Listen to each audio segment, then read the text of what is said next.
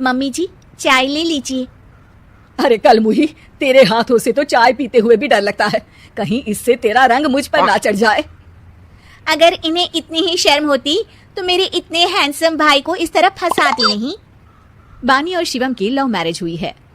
बानी के ससुराल में उसकी ननद और सास हैं, जिन्हें अपने गोरे रंग पर बहुत गुरूर होता है, जिस वजह से वो बानी को सिर्फ उसके सांवले रंग की वजह से नापसंद करती है और हमेशा उसे ताने सुनाती रहती हैं। बानी उनकी सभी जली कटी बातें सुनकर चुपचाप वहां से चली जाती है। तुम माँ और छोटी को कुछ बोलती क्यों नहीं? मम्मी जी बड़ी हैं, हर छिटकी ना समझ, इस तरह उन्हें उल्टा जवाब देना सही नहीं। मेरी जिम्मेदारी उनकी सेवा करना है, जो मैं पूरे दिल से हमेशा करती रहूंगी। ऐसा बोलकर बानी रसोई में जाकर रात के खाने की तैयारी करने लगती है। रात को खाना खाते हुए बानी की सास उसे कहती है, कल मैंने अपनी फ्रेंड्स के साथ किटी पार्टी रखी है, समय से सारा खाना बना देना और अपना मनहूस चेहरा लेकर ज्यादा उनके सामने मत आना, समझी? माँ, बानी आप दोनों की कितनी परवाह करती है, फिर भी आप उससे इतना बुरा व्यवहार क्यों करती हैं?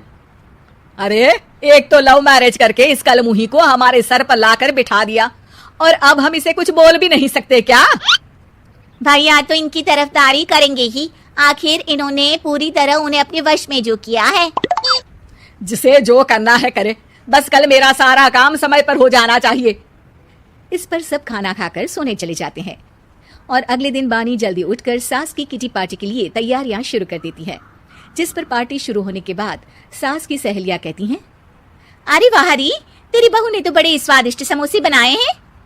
हाँ भाई, रंग कैसा भी हो, खाना बनाने में बिल्कुल अन्नपूर्णा है। अरे इसकी भी क्या बात करनी, मेरी बेटी से मिलो, इसकी सुंदरता के आगे तो उर्वशी रंभा भी फेल है।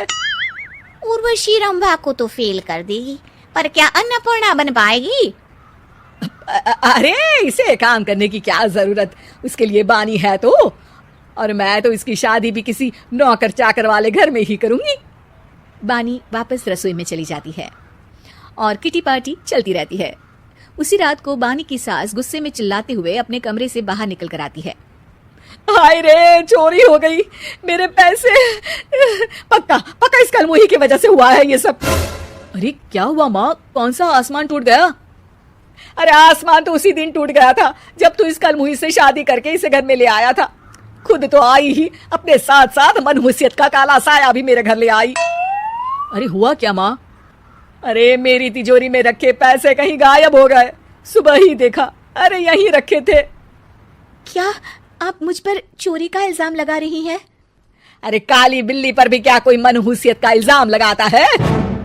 ऐसा बोलकर बानी की सास वहां से चली जाती है, जिसके बाद शिवम और बानी बात करने लगते हैं। देखो, मम्मी की बात का बुरा मत मानना, वो बस परेशान है ना, इसलिए कुछ भी बोल गई। वो परेशान नहीं, मुझसे नफरत की वजह से ऐसा बोलकर गई हैं। उन्हें मैं हमेशा एक आंख नहीं सुहाती। देखो बानी, अगर तुम चाहो तो हम दूसरा घर लेकर वहां शिफ्ट कर सकते हैं। आखिर तुमसे प्यार करके तुम्हें अपनी जिम्मेदारी पर इस घर में लेकर आया हूँ, इस तरह टॉर्चर नहीं होने दे सकता। अगर आप साथ हैं तो मुझे किसी चीज की टेंशन नहीं, और आखिर वो हमारी बुजुर्ग हैं, हम उन्हें और छुटकी को इस तरह अकेले छोड़कर कैसे जा सकते हैं। इसके बाद बानी भी अपने कमरे में चली जाती है और अब हर रोज उसकी सास की तिजोरी से पैसे गायब होने लगते हैं। इसी तरह कुछ समय बीत जाता है और वो हर बार हर चीज का इल्जाम बानी पर लगाती है, पर बानी कभी कुछ भी नहीं बोलती। कलमुही नास पीटी, बहू को घर की लक्ष्मी बोलते हैं, ये तो पनौती बनकर आई है, पनौती। एक रात बानी की सास को आधी रात में प्यास लगती है, तो वो पानी पीने रसोई की तरफ जाती है। तभी उसे अपनी बेटी के कमरे में कुछ आवाज सुनाई देती है। हाँ हाँ, मैंने मम्मी की तिजोरी से हर रोज थोड़े थोड़े पैसे निकाल कर हम दोनों के लायक खूब पैसे इकट्ठे कर लिए हैं, और मम्मी आज तक उस सब के लिए भाभी को ही जिम्मेदार समझती है। तुम बस जल्दी से आकर मुझे यहाँ से ले जाओ और हम कहीं दूर जाकर शादी कर लेंगे। मम्मी को कुछ पता नहीं चलेगा, सब मुसीबत खत्म। अपनी बेटी की ये सारी बातें सुनकर बानी की सास भौचक्की रह जाती है और अपने कमरे में वापस चली जाती है। जब अगली सुबह बानी सास के कमरे में आती है, मम्मी जी क्या बात है, आज आप कमरे से बाहर ही नहीं आई, आपकी तबीयत तो ठीक है ना? क्या छुटकी कमरे से बाहर आई या तुम उसके कमरे में गई? नहीं नहीं, क्यों, जाना है क्या? मैं अभी चली जाती हूँ। नहीं, कोई कहीं नहीं जाएगा। इस पर वो बानी को साथ लेकर कमरे से बाहर आती है जहाँ शिवम भी होता है। वहाँ उसकी सास बोलती है, छुटकी मेरी तिजोरी के सारे पैसे लेकर अपनी माँ के बारे में कोई ख्याल करे बिना किसी लड़के के साथ घर छोड़कर चली गई। और बहू, तुमने मुझ जैसी सास की सेवा करने के लिए अपने ही पति के साथ दूसरे घर जाने से मना कर दिया। मैंने हमेशा तुम्हारा रंग देखा, अच्छा ही नहीं, जो मेरी सबसे बड़ी गलती है। मुझे माफ कर दे बेटा।